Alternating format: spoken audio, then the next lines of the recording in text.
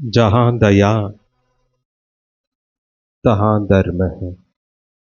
जहाँ दया तहाँ धर्म है। जहाँ लोभ तहाँ पाप। जहाँ लोभ तहाँ पाप।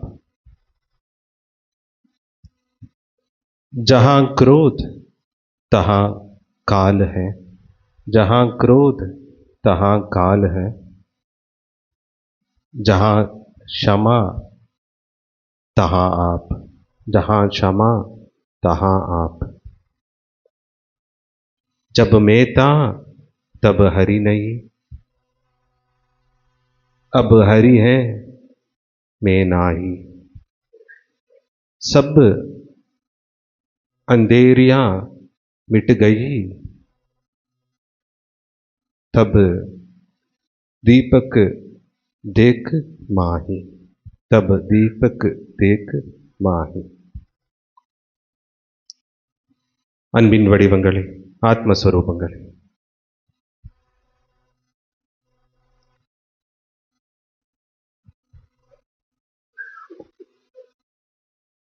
கபீர்தாஸோட ஒவ்வொரு தோகையும் இந்த 2 வரி பாடல்னு சொல்லலாம்.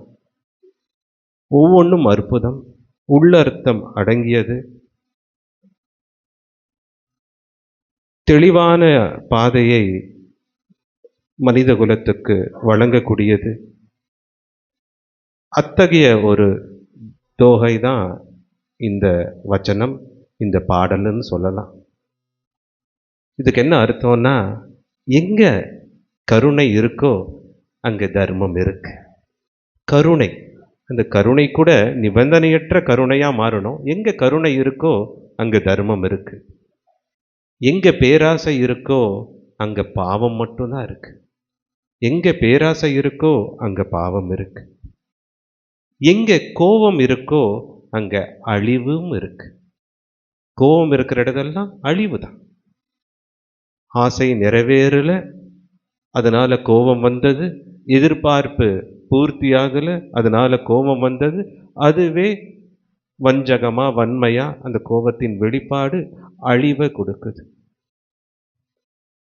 ஞானத்தையும் சகிப்புத்தன்மையும் அளப்பரியா அன்பையும் அந்த ஜீவாத்மாக்குள்ள அழிக்கிறது கோபம் தான். அதனால கோபம் எங்க இருக்கோ அழிவும் இருக்கு. எங்க மன்னிக்கக்கூடிய மனப்பான்மை இருக்கோ அங்க நீங்க இருக்கீங்க அப்படின்னு கபீர்தாஸ் சொல்றார். எங்க மன்னிக்கக்கூடிய மனப்பான்மை இருக்கும்? மன்னிக்கக்கூடிய மனப்பான்மை மறந்து அன்பால அரவணைத்து நடமாடும் கோயிலாக வாழும் கடவுளாக இருக்கக்கூடிய நிலை, அது எங்க இருக்கும்? எங்க அளப்பரியா அன்பு இருக்கோ அங்கதான் எங்க இருக்கும். அதனால மன்னிக்கக்கூடிய மனப்பான்மை, யாராவது ஒருத்தர், இது ரொம்ப முக்கியம். தகா ஆப்புகேங்கிறார். ஆப்புகேன்னா அங்க சாக்ஷாத் அரியே இருக்காரு. மன்னிக்கக்கூடியது, மன்னிக்கக்கூடிய அந்த மனப்பான்மை எப்போ வரும்? அன்பால தான் வரும், கருணை பாவத்தால தான் வரும், சகிப்பு தன்மையால தான் வரும். அறியாமையை புரிந்தவரால தான் அறியாமையால செய்யக்கூடிய அந்த தவறை மன்னித்து திருத்தி நல்வழிப்படுத்த முடியும். அதனால யார் அறியாமையை உணர்ந்திருக்காங்களோ, அறிவொளியில விழுறாங்களோ அவங்களால மட்டும்தான் எல்லாத்தையும் மன்னிக்க முடியும். அதனாலதான் ஜஹா ஷமா தஹா ஆப்புங்கிறார். ஆப்புங்கும் போது கடவுளே இருக்கார். ஆப்புங்கும் போது நீங்க பரமாத்மா, ஹரி, கிருஷ்ணா, நாராயணா நீங்க தான் அப்படிங்கிற. ஜப் மேதா தப் ஹரி நை. நான் அந்த அகங்காரத்துல நான் அன்றாட செயல்களில் ஈடுபடும் போது, என்னோட வாழ்வாதாரத்துக்காக எல்லா செயல்கள்லையும் நான் செயல்படும் போது, அங்க எங்க பக்தியிலையும் நாங்கிற அந்த அகங்கார வெளிப்படும் போது அங்கே உண்மையான தெய்வத்தன்மை மேலோங்கிறதுல, உண்மைய தெய்வத்தோட தரிசனம் உள்முக பார்வையில் எனக்கு கிடைக்கலங்கிறார். ஆனால் நாங்கிற அகங்காரம் அழியும் போது நான் ஹரிய உள்ளேயே பார்த்தேன். அந்தர்யாமியா எனக்குள்ள இருந்த ஒளியக்கூடிய அந்த பிரகாச ஒளியா ஆத்ம பிரகாஷரா நான் அவரை பார்த்தேன். ஜப் மேதா தப் ஹரினர் அப் ஹரிஹ மேனாய். எப்போ கடவுளை உணர்ந்த நிலையில எல்லாமே அவர் தான் செய்கிறார், எல்லாத்தையும் அவர் தான் அனுபவிக்கிறார், நான் எதையும் செய்பவன் இல்லை, நான் எதையும் அனுபவிப்பன் இல்லைங்கிற அந்த நிலை மேலோங்குதோ அப்பவே நாங்கிற அகங்காரம் போய் எல்லா அனைத்தும் அவர் அருளாலே அவர் தான் என்னை இயக்குறாருங்கிற அந்த பக்குவம், அந்த நிலை ஒவ்வொரு ஜீவாத்மாக்கும் மனித பிறவிக்கும் கிடைக்கப்பெறுது. அப்போ அந்த நிலையை சொல்கிறேன். நான் சொல்லும்போது உண்மையாக கடவுள் எனக்குள்ள இருக்கிறார். ஆனால் அது அவரோட வெளிப்பாடை, அவரோட உண்மையான தன்மையை என்னால் உணர முடியல. ஆனால் எப்போ இந்த நான்ங்கிற விஷயம் நீங்கி போச்சோ, இந்த அகங்காரம் அது நீங்கும்போது நான் அவரை முழுமையாக உணர்ந்தேன். அப்பத்திலிருந்து அவர் மட்டும்தான் இருக்கிறார், நான் இல்லைங்கிறார். ஏதோ ஒருத்தர் தான் இருக்கணும், அவர் மட்டும்தான் இருக்கிறார், நான் இல்லைங்க. எல்லா விதமான அறியாமையின் இருளும் அவரை ஞான ஒளியா நான் உள்முக பார்வையில நான் பார்த்தம்போது எல்லாம் விலகிடுச்சுங்க. எல்லா விதமான அறியாமையின் இருள். இப்போ வெளிப்புறத்துலேயும் இருள் இருக்கு. ஆனா அந்த வெளிப்புறத்தில் இருக்கக்கூடிய இருள்ல உண்மையா ஒரு ஜீவாத்மா உள்ள ஞானம் பெறாததுனால, அந்த அறியாமையில மாயையில வசப்பட்டதுனால தான் அந்த இருளால அது துக்கத்தையும் வேதனைகளையும் பல பல துன்பங்களையும் அனுபவிக்குது. ஆனால் அந்த அறியாமைங்கிற இருள் விலகும் போது, அது நீங்கும் போது, அவர் அருளால் அது நீங்கும் போது ஞான ஒளியை பார்க்கக்கூடிய, அதை அணையா விளக்கா என்றைக்குமே பிரகாசமாக இருக்கக்கூடிய அந்த ஞான ஒளி உள்முக தரிசனம் மூலியமாக அது கிடைக்கும் போது அந்த நிலையை அவர் ரசிக்கிறார், அதை அனுபவிக்கிறேங்கிறார். அன்னியோட என்னோட இருளுங்கிற அறியாமை விலகிடுச்சு, என் வாழ்க்கையே வெளிச்சமாக இருக்கு. என்கிட்ட மட்டும் அந்த வெளிச்சம் இல்லை, வெளிச்சத்தை கொடுக்குற அளவுக்கு அனைத்து இருளையும் போக்குற அளவுக்கு என்கிட்ட அந்த ஞான உதயம் இருக்குங்க. இது சபு அந்தேரியா மிட்டுகை தபு தீபக்கு தேக்கா மாஹி. உள்ளேயே நான் அந்த அணையா விளக்க நான் பார்த்தேன், கண்டு ரசித்தேங்கிறார். இன்னைக்கு இதை தான் ஒவ்வொருத்தரும் தெரிஞ்சுக்கணும். வெறும் இந்த பாடல்கள் ஒரு 4 வரி மாதிரி இருக்கு, 2 வரி மாதிரி இருக்கு. தோஹா அப்படின்னா 2 வரி பாடல்கள் அப்படின்னு அர்த்தம், இரட்டை வரி பாடல்கள். ஆனால் இதில் ஆழமாக புதைந்து இருக்கக்கூடிய அந்த உள்ளர்த்தத்தை கவனிச்சிங்கன்னா இதுதான் வாழ்க்கையோட தத்துவம். கருணை இல்லாத இடத்துல தர்மத்துக்கு இடமே இல்லை. ஏன்னா கருணையே அளப்பரியா அன்பின் வெளிப்பாடு. அதுவும் இன்னும் அந்த கருணை பாவம் அதிகரிக்க அதிகரிக்க அது நிபந்தனையற்ற கருணையா எல்லா இடத்துலையும் கடவுளை பார்த்து இன்னைக்கு கஷ்டப்படுறவங்க, வேதனைப்படுறவங்க, பசி பிணையால அந்த துன்பத்துக்கு ஆளானவங்க, உலக ரீதியான பிணைப்புல இருந்து அந்த வேதனையை அனுபவிச்சுட்டு இருக்காங்க, எல்லாத்தையும் பார்த்தாலும் கருணை வரணும். ஒரு விதத்துல இந்த அருளுரை, இந்த குருவோட அருளுரை, இந்த சச்சிதானந்த உணர்வோட அருளுரை, பகவானோட அருளுரையும் கருணை தான். ஏன்னு சொல்லுங்க, இந்த அருளுரையால நீங்க இதை வெறும் சிரவணம் சொல்ல கேட்கறது மட்டும் இல்லாம இதை கூர்மையா நீங்க கவனிச்சு இதை உள்வாங்கி, இது உள்வாங்கிறது மட்டும் இல்லாம இதை பின்பற்றினீங்கன்னா இந்த பிறவி கடல்லேருந்து நீந்தி வந்துடலாம். இந்த பிறப்பின் ரகசியம் உங்களுக்கு புரியும், பிறப்பின் நோக்கம் உங்களுக்கு தெளிவாகும். இந்த அருளரை உங்களை, அதனால தான் இது அருள் உரையின் அருளை கொடுக்கக்கூடிய உரை. இதுவும் கருணை அடிப்படையால தான். கருணை வெறும் அன்பை சொல்லிக்கிட்டே இருந்தால் மட்டும் போதாது. அந்த கருணை இருக்கும்போது தான் சேவை செய்யறதுக்கும் தன்னலமற்ற சேவையில் ஈடுபடுறதுக்கும் அவங்களோட சக ஜீவாத்மாக்களோட சக ஜீவராசிகளோட துக்கத்தை பகிர்ந்துக்கிறதுக்கும் அவங்களோட மனநிலையிலிருந்து அவங்க துக்கத்தை அனுபவிக்கிறதுக்கும் அந்த கருணையே அடிப்படையா இருக்கு. கருணை மட்டும் இல்லைன்னா எந்த ஒரு விஷயமும் இங்க பூலோகத்துல இயங்கவே இல்லை. அதனாலதான் கடவுளுக்கு பிடித்த புஷ்பம் எதுன்னா சர்வபூத தயா புஷ்பம். சகல ஜீவராசிகள், சர்வ ஜீவராசிகள் எல்லாத்து மீதும் கருணை வரணும். எல்லாமே எல்லாத்துக்கூடயும் கடவுள் இருக்கிறார். அறியாமையினால இந்த ஜீவராசிகள் கொஞ்சம் துக்கத்தையும் வேதனையத்தையும் அனுபவிக்குது, வேதனையும் அனுபவிக்குது. இந்த இதுல இருந்து அவங்க மீண்டு வரணும். அதுக்கு என்னோட சகஜீவராசியா ஜீவாத்மாவா இருக்கக்கூடிய என்னோட பங்களிப்பு அவங்கள ஆறுதல் வழங்குறதுக்கும், அன்பால அவங்கள வழி நடத்துறதுக்கும், இல்ல அவங்களுக்கு என்றுமே உறுதுணையா இருக்கிறதுக்கும், ஒரு நல்விரும்பியா இருக்கிறதுக்கும் கருணையே அடிப்படையா. அதனால கருணை ரொம்ப முக்கியமான ஒரு விஷயம். கருணையால செய்யப்படக்கூடிய எல்லா செயல்களும் தர்ம செயல்களே. எங்க எப்போ அன்பு செயலா மாறுதோ அது எல்லாமே தர்மம். அதனாலதான் ஜஹா தயா தஹா தர்மா தர்மஹே அப்படின்னு கபீர் சொல்றாரு. இதை காட்டிலும் ஜஹா லோப் தஹா பாப். ஒரு விதத்துல இந்த ஹிந்தி கொஞ்சம் பழமையான ஹிந்தி. அதனால தகா வகா எல்லாம் கொஞ்சம் கொஞ்சம் மாறும். அதனால எங்கெங்க பேராசை இருக்கும். பேராசைங்கிறது என்ன? ஒரு மனிதனோட தேவைக்கு ஒரு அளவுகோல் இருக்கு.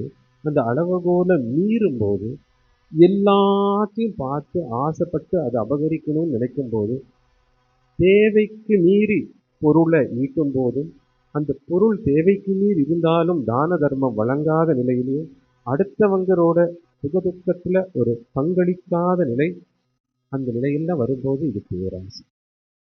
பேராசை பெரும் நஷ்டம்னு சொல்லுவாங்க. பெரும் நஷ்டம் யாருக்கு?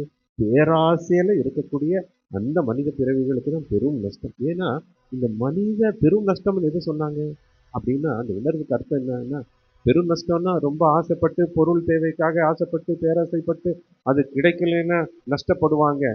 பொருள் ரீதியான நஷ்டம் கிடையாது, அருள் ரீதியாவே அவங்களுக்கு நஷ்டம் தான். ஏன்னா பேராசையில இருக்கக்கூடிய அந்த மனித பிறவிகள் அவங்களோட தன்மையும் மறந்து, அவங்க அன்பின் வடிவங்கிறத அந்த நிலையை இழந்து, கருணை அடிப்படையில எல்லா செயல்களையும் செய்யாம, தான் தன் குடும்பம்ங்கிற அந்த சுயநலத்திலையும் அது மட்டும் நல்லா இருக்கணுங்கிற அந்த பேராசையிலும் வாழும்போது, அதுவே அவங்களோட ஆன்மீக எழுச்சிக்கும், கடவுளை உணர்றதுக்கும், எல்லா இடத்துலையும் கடவுளை பார்க்கறதுக்கும், அன்பு மேலோங்கிறதுக்கும் தடையா இருக்கு. இதுதான் பெரிய நஷ்டம். பொருள் ரீதியா நஷ்டம் இருக்கட்டும், பெரிய வியாபாரம் பண்ணணும்னு பேராசைப்பட்டேன், எல்லாம் நஷ்டம் ஆயிடுச்சு. அந்த நஷ்டம் பொருள் நஷ்டம். அது தற்காலிக நஷ்டம். நிரந்தரமான நஷ்டம் என்ன? இந்த அபூர்வமான மனித பிறவிய எல்லாத்துக்காகவும் பிரயோஜனம் இல்லாம அது ஒரு ஒரு விரயம் பண்ணக்கூடிய அந்த நிலை இருக்குல்ல, கடவுளை உணராத நிலை, பரோப்கார பாக்கியத்தை தக்க வைக்காத நிலை, இந்த நிலை தான் பெரும் நஷ்டம். அதனாலதான் பேராசை பெரும் நஷ்டம் சொல்லுது. அதனாலதான் கபீர் அற்புதமா சொல்றாரு, எங்கெங்கெல்லாம் பேராசை இருக்கோ அங்க பாவ செயல்கள் இருக்கு. பேராசையால தான் அபகரிக்கக்கூடிய அந்த மனநிலை வருது, நான்ற கர்வம் வருது, எனக்கு மட்டும்தானுங்கிற அந்த நிலை வருது. இதனாலேயே தேவைக்கு மீறி பொருள் ஈட்டி அடுத்தவரோட பொருளுக்கும் ஆசைப்பட்டு இந்த உலகுக்கு பயனில்லாத நிலையில தன் சுகத்துக்காகவும் தன் சுயநலத்துக்காகவும் வாழக்கூடிய ஜீவாத்மாக்கள் அங்க பாவத்தை சம்பாதிக்கிறாங்க. அதோட பலனையும் அவங்க கர்மாவின் சுழற்சி மூலயமா அது அனுபவிக்கிறாங்க. அதனாலதான் பேராசை தான். ஆசை நிறைவேறிடுச்சுன்னா பேராசை ஆயிரும், ஒருவேளை நிறைவேறலைன்னா அது கோபம் ஆயிரும். எல்லாத்துக்கும் காரணம் ஆசை, ஆசைக்கு காரணம் பற்றுதல். அதனால பற்றுதலால வரக்கூடிய ஆசை, ஆசைய இன்னும் அதிகரிக்கக்கூடிய பேராசை இருக்கும்போது அது பாவ செயல்களுக்கு இட்டு செல்லும். ஒரு அறியாமையினால ஒரு ஆத்மாவை பாவ செயலை பண்ண வைக்கும். அதை அந்த ஆத்மாவே பல பல பிறவிகள் எடுத்து அனுபவிக்கக்கூடிய அந்த கட்டாயமும் வரும். அடுத்தது அற்புதமா சொல்றாரு, ஜஹா குரோத் ஹே தஹா கால், ஜஹா குரோத் தஹா கால் ஹே அப்படின்னா, எங்கெங்கெல்லாம் கோபம் இருக்கு, ஆசை நிறைவேறல, எதிர்பார்ப்பு பூர்த்தி ஆகல, எனக்கு ஏற்றவாறே உலகம் இல்லைங்கிற அந்த கோபம், தாழ்வு மனப்பான்மை, உயர்ந்த மனப்பான்மை, மரியாதை, அங்கீகாரம், பேர், புகழ்ச்சி, இதெல்லாம் அவங்களுக்கு அவங்க மனநிலைய பாதித்து, மன அழுத்தத்தை கொடுத்து, கோபத்தை வெளிப்படுத்தும் போது, அவங்க உண்மையான அவங்களோட மூலங்கிற அந்த ஞானத்தை மறந்த நிலையில, சகிப்புத்தன்மையை இழந்த நிலையில, அன்பு குறைந்த நிலையில அவங்க கோபத்தை வெளிப்படுத்துறாங்க. அது அவங்களுக்கும் அழிவு, அவங்க தேகத்துக்கும் உடல் ரீதியான குறைபாடுகளை கொடுக்கும், சுற்றுப்புற சூழலுக்கும் அது ஆபத்தை விளைவிக்கும். கோபம், சில நேரத்துல கோபமும் ஒவ்வொருத்தரோட மேல்நிலைக்கு காரணமாகவும் இருக்கு. அது காரண கோபம். ஒரு குரு கோபப்படுறாரு, இந்த பிரபஞ்சத்தை, இந்த இயற்கைய மனித குலம் நல்லா மதிக்கல. இயற்கை சீற்றம், இயற்கைன்னு சொல்லக்கூடிய பிரகிருதி சக்தி கோவப்பட்டு அந்த இயற்கை சீற்றத்தை கொடுக்குது. இது எல்லாம் ஒவ்வொருத்தருக்கும், ஒரு ஜீவாத்மாக்கும் நினைவு ஊட்டக்கூடிய ஒரு செயலா இருக்கு. அவங்கள நினைவுபடுத்தக்கூடிய செயல். இந்த பூலோகத்துக்கு எதுக்காக வந்தீங்க, என்ன செஞ்சுட்டு இருக்கீங்க, என்ன பண்ணணும், உங்களால எதையும் இயக்க முடியாது, உங்களையே இயக்கிக் கொண்டிருப்பது இந்த சக்தி தான் அவங்களுக்கு நினைவூட்டக்கூடிய, நினைவுபடுத்தக்கூடிய ஒரு வெளிப்பாடா அந்த கோபம் இருக்கு. அந்த கோபம் நல்வழிப்படுத்துறதுக்காகவும் இருக்கு. அது ஒரு காரணத்துக்காக வரக்கூடிய கோபம். அது கோபம்னு சொல்லக்கூடிய சொல்றதை விட ஒரு காரணத்துக்காக அந்த கோபப்படும் போது அது அவங்களோட மேல்நிலைக்காகவும் இருக்கலாம், நல்வழிப்படுத்துறதுக்காகவும் இருக்கலாம். ஒரு தாயின் கோபம் தன் பிள்ளைகளை நல்வழிப்படுத்துறதுக்காக. அதனால அது பாசம் குறைஞ்சிருச்சின்னு அர்த்தம் இல்லை. ஒரு குரு ஒரு சிஷ்யர் மேல கோபப்பட்டாருன்னா அது நல்வழிப்படுத்துறதுக்காக. இயற்கை இந்த இந்த பிரபஞ்சத்து மேல, இந்த சிருஷ்டி மேல கோபப்பட்டுச்சுன்னா இந்த சிருஷ்டியில இருக்கக்கூடிய ஜீவாத்மாக்கள் எல்லாம் இயற்கையை மதிக்கலைன்னு அர்த்தம். அதுக்காக அந்த கோபம் வரணும். ஆனா காரணமே இல்லாம ஆசை நிறைவேறாத பேராசையால சூழப்பட்டு பொருள் புத்தியில வரக்கூடிய அந்த கோபம் அழிவையே கொடுக்கும். அதுதான் ஜஹா குரோதக தஹா கால, அழிவு.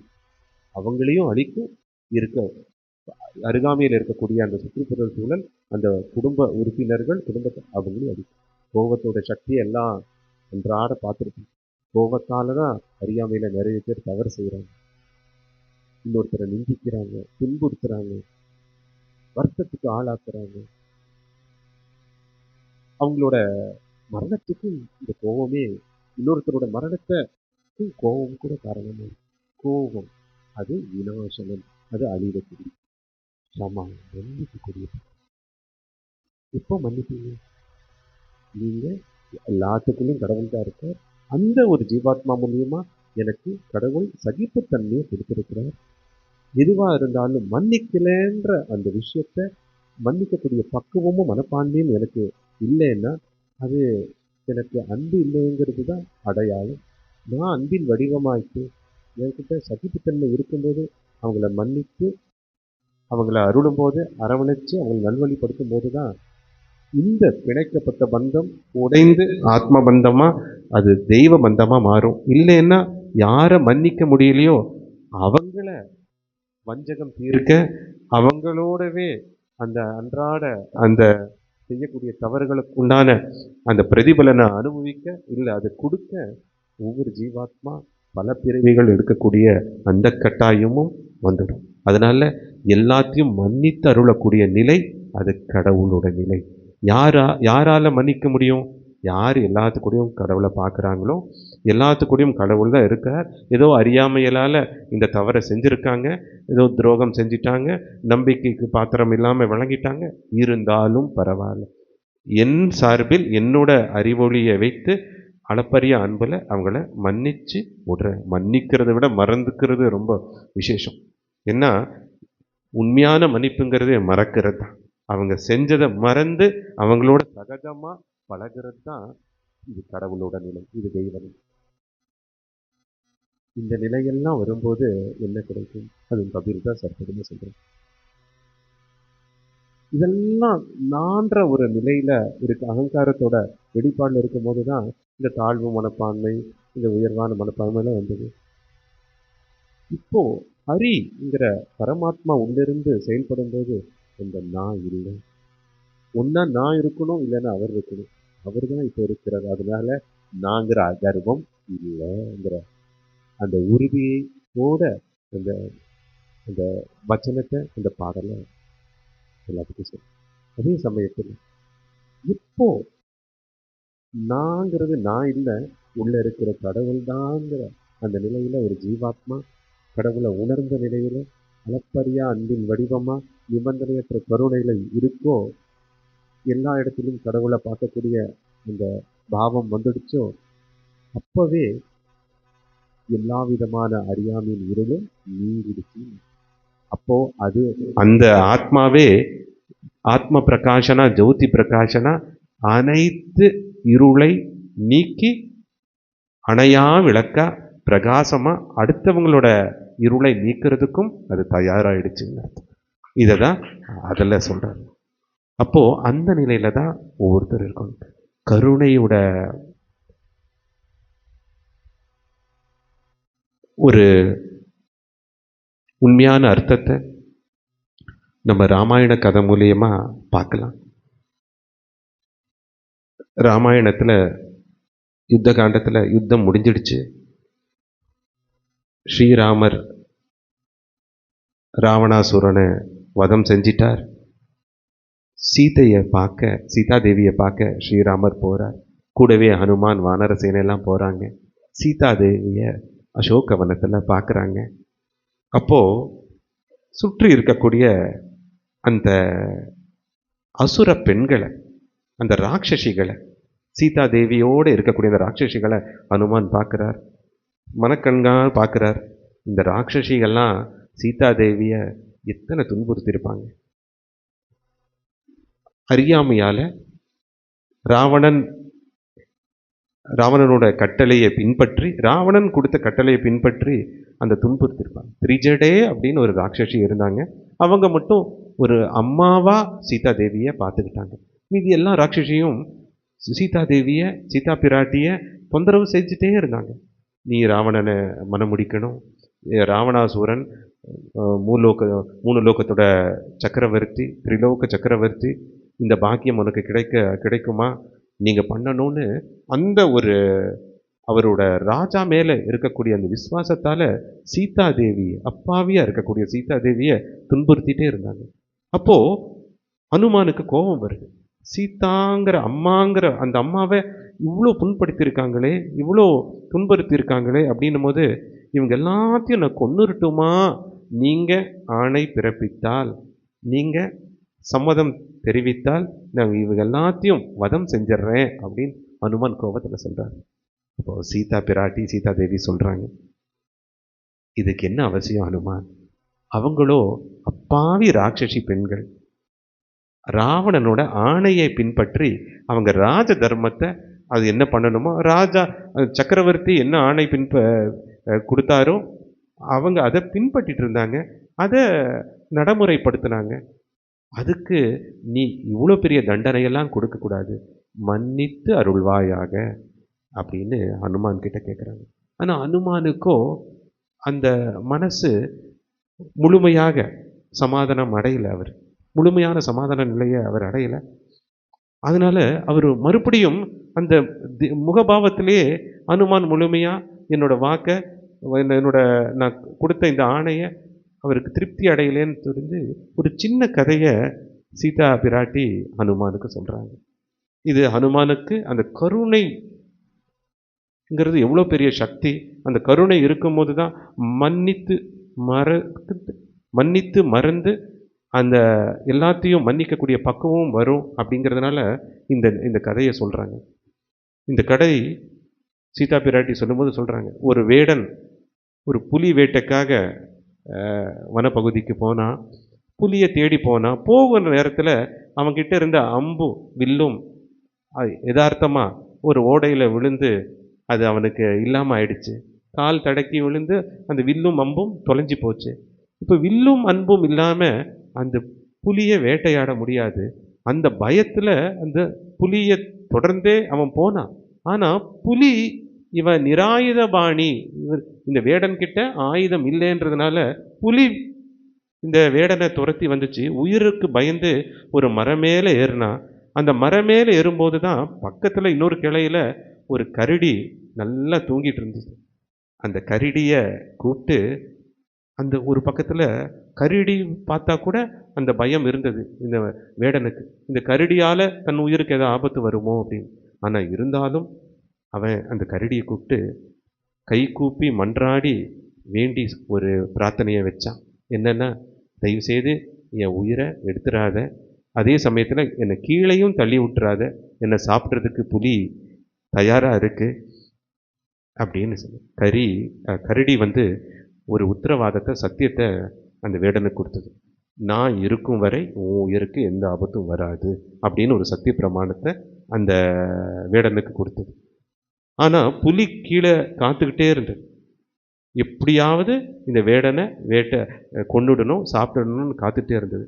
அப்போ இந்த புலி கரடிக்கிட்ட சொல்லுது, நம்மெல்லாம் ஒரு பிராணிகள், இந்த மனித பிறவியில் இருக்கக்கூடிய இந்த வேடன் நம்ம எல்லாத்தையும் வேட்டையாட தான் வந்திருக்கான். இன்னைக்கு அவரை அந்த மனிதனை நான் சாப்பிடணும். உன்னோட உதவி இருந்தா நீ அவனை மரத்துலேருந்து தள்ளி விட்டேன்னா நான் சாப்பிட்ருவேன் அப்படிங்கிறது புலி கரடி கிட்ட அந்த விண்ணப்பத்தை வச்சு. கரடி சொல்லுது, நான் அவருக்கு சத்திய பிரமாணத்தை, சத்திய வாக்கை கொடுத்துட்டேன், அந்த வாக்குறுதியை நான் மீற முடியாது அப்படின்னு. புலி சொல்லுது, நான் ரொம்ப பசியில் இருக்கேன், இல்லைன்னா நான் உன்னையும் சாப்பிட்ருவேன் அப்படின்னு அந்த மிரட்டலை விடுத்தது. அப்போ கூட கரடி அந்த வாக்குறுதியை உடைக்கலை. இதை பார்த்துட்டு இருந்த அந்த வேடன், எங்க புலி கூட பசி தீரலைன்னா என்னை சாப்பிடாம இங்கிருந்து போகாது, நான் எவ்வளோ காலம்தான் இந்த மரத்தில் இருக்க முடியுங்கிற அந்த வேதனையில இருந்து சுயநலத்தில் அந்த கரடியை கீழே தள்ளி விட்டுட்டார். வாக்குறுதி கொடுத்த அந்த கரடியை கீழே தள்ளி விட்டார். அப்ப கூட அந்த புலி கரடிக்கிட்ட சொல்லுது, இப்போ நீ மேலே ஏறி அந்த மனுஷனை கீழே தள்ளி விட்டுரு, அந்த வேடனை கீழே தள்ளி விட்டுரு, நான் சாப்பிட்றேன், உன்னை விட்டுறேன். கரடி சொல்லு, என் உயிரே போனாலும் பரவாயில்ல, நான் வாக்குறுதி கொடுத்துட்டேன், கருணை அடிப்படையில் நான் அவன் செய்கிற தவறை கூட நான் மன்னிச்சிட்டேன் அப்படின்னு. அப்போ சீதா பிராட்டி இந்த கதையை சொல்லி ஹனுமானுக்கு கருணையும் மன்னிக்கக்கூடிய அந்த பக்குவத்தை ஹனுமானுக்கு விளக்குறாங்க. ஒரு கரடியால் ஒரு மனித இனத்தில் இருக்கக்கூடிய வேடனையே மன்னிக்க முடியும் போது, ஜகஜனனியாக இருக்கக்கூடிய சீதா, உன் அம்மா இந்த ராட்சசி பெண்களை நான் மன்னிக்க மாட்டேனா அப்படின்னு சீதா பிராட்டியார் சொல்கிறாங்க. இந்த நிலை தான் இன்னைக்கு ஒவ்வொருத்தருக்கிட்டையும் இருக்கணும். மன்னிக்கக்கூடிய பக்குவம், மன்னிக்கக்கூடிய மனப்பான்மை, மன்னித்து மறந்து அவங்கள அன்பால அரவணைத்து அவங்கள நல்வழிப்படுத்தக்கூடிய அந்த நிலை. நீங்கள் ஒருவேளை உங்களுக்கு துரோகம் செஞ்சவங்க, உங்களை பிடிக்காதவங்கள நீங்கள் மன்னிக்கலைன்னா உண்மையாக நீங்கள் உங்களுக்கு கொடுக்கக்கூடிய தண்டனை, அவங்களுக்கு எதுவும் தண்டனை வழங்க வேண்டாம், நீங்களே உங்களுக்கு வழங்கக்கூடிய தண்டனை. ஏன்னா அடுத்த பிறவிக்கு நீங்கள் தயாராகிட்டீங்கன்னு அர்த்தம். ஏன்னா அந்த பழித்திருக்கும் படலம், அந்த பழித்திருக்கும் சுழற்சி அது தொடரும். அந்த நிலையில் நீங்கள் இருக்கக்கூடாது. அதுக்கு கருணையே தர்மம், மன்னிக்கக்கூடிய பக்குவமே தெய்வ நிலை. மன்னிக்கிறது மட்டும் இல்லை, அதையும் மறந்து வரணும். அதை சொல்லி காட்டிகிட்டே இருக்கக்கூடாது, அதுவும் கர்வம். நான் மன்னிச்சிட்டேன் மன்னிச்சிட்டேன் மன்னிச்சிட்டேன், அதையும் கடந்து அன்பால நல்வழிப்படுத்தி இருக்கும். இன்னைக்கு பெரும்பாலும் பக்தர்கள் ஒரு கோயிலுக்கு போனாலும், பல தீர்த்த யாத்திரைகள் போனாலும் இந்த தாமசிக பக்தியில தான் ஈடுபடுறாங்க. அவங்க நல்லா இருக்கணுன்றத கேட்கறத விட இன்னொருத்தருங்க நல்லா இருக்கக்கூடாதுங்கிற அந்த கோரிக்கை பிரார்த்தனையும் இருக்கு. இது எவ்வளோ பெரிய அறியாமை!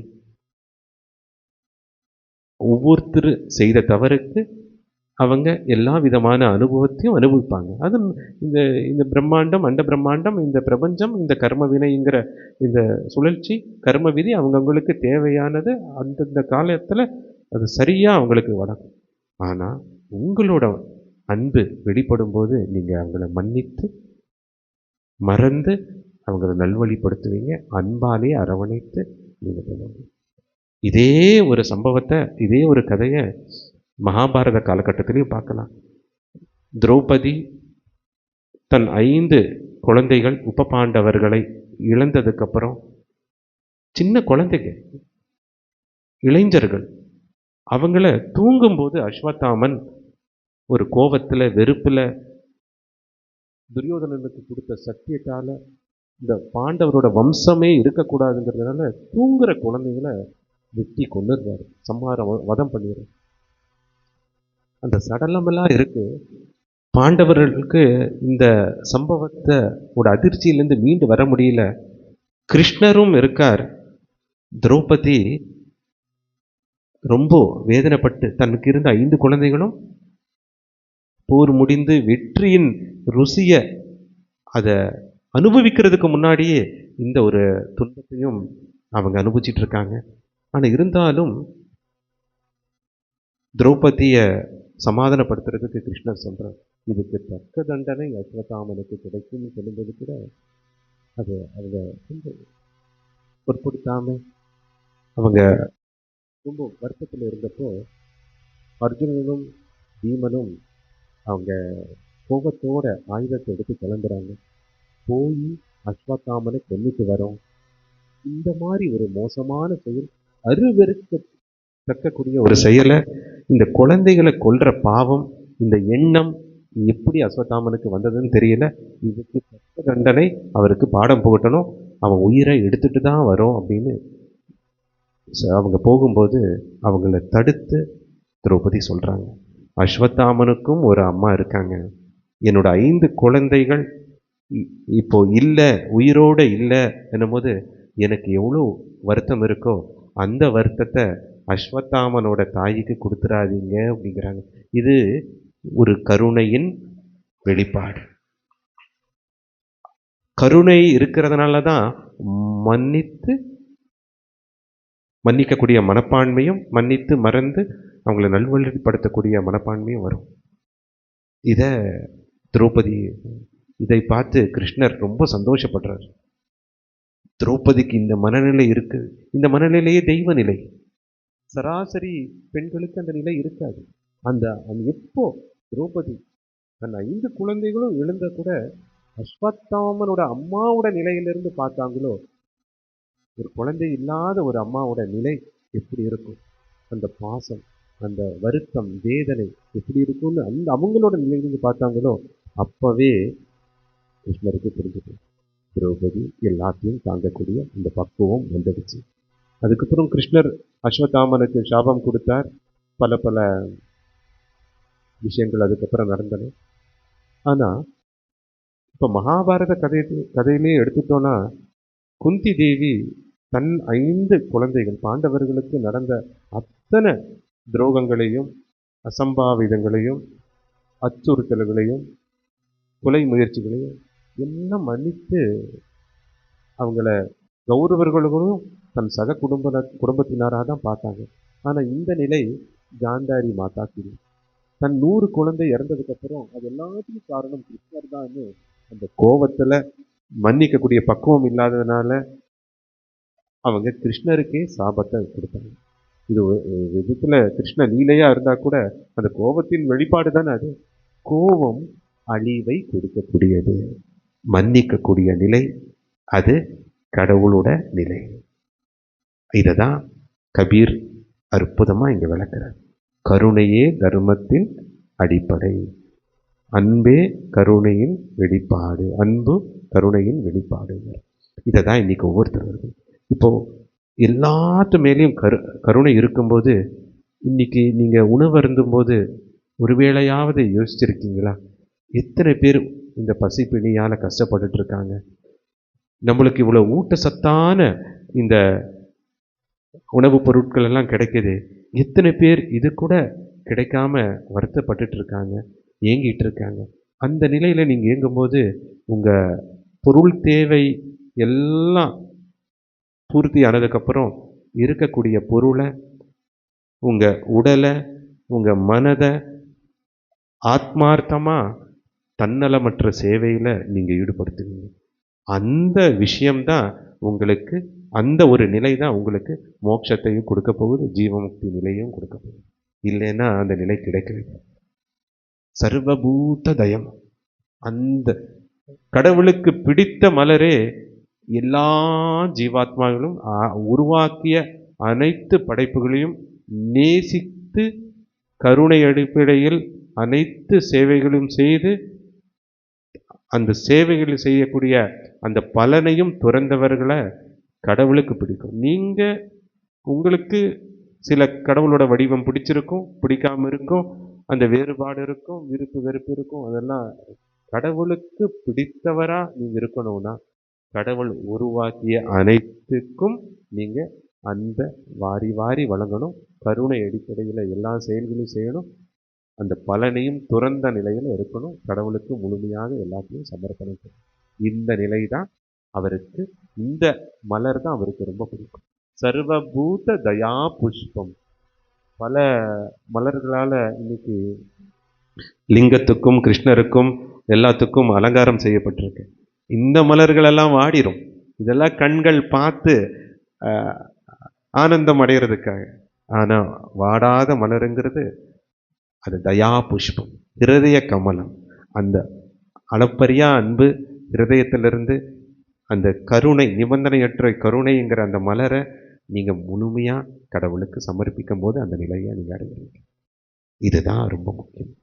இன்னும் ஒவ்வொருத்தரும் என்ன தெரிஞ்சுக்கணும்னா, இந்த பூலோகமே துக்காலயம் அசாஸ்வதம்.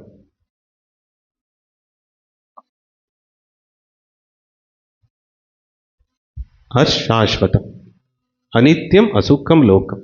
அதனால இந்த பூலோகத்தில் பிறந்ததுலேருந்தே ஒரு ஜீவாத்மா எண்ணற்ற துக்கங்களை தான் அனுபவிச்சு. நீங்கள் ரொம்ப இந்த பிறவிலேயே நினைவு கூர்ந்தீங்கன்னா உங்களுக்கே தெரியும். தாயின் கர்ப்பத்தில் தலைகீழாக அந்த சிசு தொங்கிட்டு இருக்கும். வெளியே வர்றதுக்கு அவ்வளோ கஷ்டப்படும். வெளியே வந்தவனையும் அழுகும். அதுக்கப்புறம் ஆசையை எப்படி பூர்த்தி செய்கிறதுக்காக அழுது அழுது தாய்கிட்ட இருந்து தேவையானது எல்லாத்தையும் அது வாங்கும்.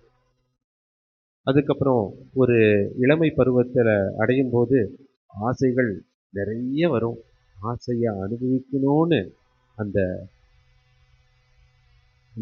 ஆசையை அனுபவிக்கணும்னு தோணும். ஆனால் அதே சமயத்தில் பயமும் இருக்கும், இந்திரியங்களோட கட்டுப்பாடும் இருக்காது. இந்த மாதிரி துக்கத்தை அதே சமயத்தில் திருமண வாழ்க்கைக்கு போனதுக்கப்புறம் அந்த பிணைக்கப்பட்ட பந்தத்தால் நீ நாங்கிற அந்த போட்டி, அந்த பிணைக்கப்பட்ட பந்தத்தால் வரக்கூடிய துக்கம், வேதனை எல்லாத்தையும் அனுபவிக்க வேண்டியதாக இருக்குது. கொஞ்சம் நடுத்தர வயது வந்ததுக்கப்புறம் பிள்ளைகள் மூலியமா அவங்கள பராமரிக்கிறது, அவங்களுக்கு தேவையானதை பார்க்கறது, அவங்களுக்கு தேவையான பொருள் விஷயத்தை ஈட்டுறது, அவங்கள நல்வழிப்படுத்துறது, இந்த துக்கத்தையும் அனுபவிக்க வேண்டிய அந்த கட்டாயம் வரும். அதுக்கப்புறம் கொஞ்சம் முதிர்ந்த வயசு வந்தபோது பெரிய ஒரு பரிசா நோயும் வரும். இந்த தேகங்கிற இயந்திரமும் கோளாறாகும். கடைசியில மரணம் அடையும் போது அந்த மரண வலியும் இருக்கும். பிறப்பிலிருந்து மரணத்து வரைக்கும் இந்த உலகம் துன்பத்தால் நிறைந்தது, நிலையற்றது. இதை ஒருத்தர் உணர்ந்தீங்கன்னா இங்கே தற்காலிக இன்பம் மட்டும்தான் இருக்கு. தான் அதிகமாக துன்பம் தான் இருக்கு. இந்த துன்பத்திலிருந்து யார் விடுபட முடியும்? இந்த துன்பத்து வரும்போதெல்லாம் தான் ஒவ்வொருத்தருக்கும் கடவுள் நினைப்பு வருது. அற்புதமாக அந்த அம்மையார் சொன்னாங்க. துன்பம் வரும்போது தான் கடவுள் நினைப்பு வருது. துன்பம் வரும்போது தான் கடவுளை கோயிலை தேடி போகணும்னு தோணுது. துன்பம் வரும்போது தான் அந்த துக்க நிவர்த்திக்காக எல்லா பரிகாரத்தையும் பிராயச்சித்தையும் பண்ணணும்னு ஒரு ஆத்மா இயங்குது. சந்தோஷ காலகட்டத்திலையும் அதே கடவுளோட நினைப்புலையும் இணைப்புலையும் இருந்திருந்தா துன்பமே வந்திருக்காது. ஒருவேளை துன்பம் வந்தால் கூட அதை தாங்கக்கூடிய மனப்பக்குவமும் வந்திருக்கும். இதை தான் ஒவ்வொருத்தரும் இது உணரணும். நீங்கள் தன்னலமற்ற சேவையில் அன்றாட ஈடுபடும் போது உங்களுக்கு துன்பம் வராதுன்னு இல்லை, துன்பம் வந்தாலும் அதை தாங்கக்கூடிய அந்த பக்குவத்தையும் சக்தியையும் பரமாத்மாவாக இருக்கக்கூடிய நான் உங்கள் உள்ளத்திலிருந்தே அதை நான் உங்களுக்கு கொடுப்பேன். அதே சமயத்தில் நீங்கள் தன்னலமற்ற சேவையில் ஈடுபடும் போது எல்லாத்து மேலேயும் அந்த அன்போட அனைவரையும் நேசி அனைவருக்கும் சேவை செய்கிற அந்த உணர்வில் இருக்கும்போது உங்களுக்கு பாதுகாத்து உங்களை தேவையான விஷயத்தையும் பூர்த்தியும் செய்து என்னைக்குமே சகிப்புத்தன்மைங்கிற அந்த ஞானத்தையும் உங்க மனசுல பதிய வைக்கிறதும் பரமாத்மாவோட கடமையாயிடுது. இத்தனை விஷயம் உங்களுக்கு கிடைக்கும். அதனால இந்த பூலோகத்தோட இந்த சிருஷ்டியோட தத்துவத்தை, இந்த சிருஷ்டியோட பிறப்பின் ரகசியத்தையும் பிறப்பின் நோக்கத்தையும் ஒவ்வொருத்தரும் புரிஞ்சுக்கணும். ஏதோ வந்தோம், ஏதோ சம்பாதித்தோம், ஏதோ வாழ்ந்தோம், அப்பப்போ பக்தி பண்ணோம், கடவுள் நினைப்பில் நம்ம இருந்தோம், தேவையான போது கடவுளை பிரார்த்தனை பண்ணோம், தேவையில்லாத போது கடவுளை மறந்தோங்கிற நிலை இல்லாமல் கடவுளாகவே வாழ்கிறதுக்கு, கடவுளை உணர்ந்து எல்லாமே கடவுள்தான் பார்க்கக்கூடிய அந்த நிலையில் கடவுளை உணர்த்தக்கூடிய கடவுளாக இருக்கிறதுக்கு எது பண்ணணும்னு நீங்கள் உங்கள் மனசு இயங்கும்போது அப்போ உங்களுக்கு புரியும். அதுக்கு சிறந்த வழி அளப்பரியா அன்பு, தன்னலமற்ற சேவை, நிபந்தனையற்ற கருணை.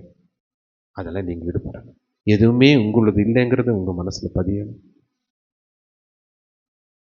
எல்லாமே கடவுள் தாங்கிறது உங்கள் மனசுலையும் அது நினைக்கணும். இதை தான் ஒவ்வொருத்தரும், இந்த பிரார்த்தனையை தான் ஒவ்வொருத்தரும் கேட்கணும். இந்த கோரிக்கையை தான் கடவுள்கிட்ட வைக்கணும். அந்த நிலை எனக்கு கொடுங்க, அந்த நிலை எனக்கு வழங்குங்க. பொருள் ரீதியான புத்தியை என்கிட்ட இருந்து அகற்றி அருள் புத்தியை வழங்குங்க. என் புத்தியை ஞானத்தால் வலுப்படுத்துங்க. எல்லா இடத்துலையும் உங்க பார்க்கக்கூடிய அந்த தெய்வ திருஷ்டியை, ஞான திருஷ்டியை எனக்கு கொடுங்க. அன்பிலேயே நான் வாழணும், அன்பின் வடிவமாக நான் திகழணும். அத்தனை செயல்களும் இந்த அன்பின் வடிவமாக இருக்கக்கூடிய இந்த வடிவம் மூலியமா ஒருத்தருக்கு பிரயோஜனமா, ஒருத்தரோட எழுச்சிக்காக மட்டும் நடக்கணும் அப்படிங்கிற அந்த பிரார்த்தனை உங்களை பரிவர்த்தனைன்னு சொல்லக்கூடிய மாற்றத்துக்கும், உங்க மனமாற்றத்துக்கும், சமுதாய மாற்றத்துக்கும் அதுவே காரணமாகும். ரொம்ப சந்தோஷம், மற்றற்ற மகிழ்ச்சி. என்னோட பூர்ண ஆசீர்வாதம். இதை தான் நீங்க கேட்கணும். ரொம்ப சந்தோஷம். பூர்ண ஆசீர்வாதம்.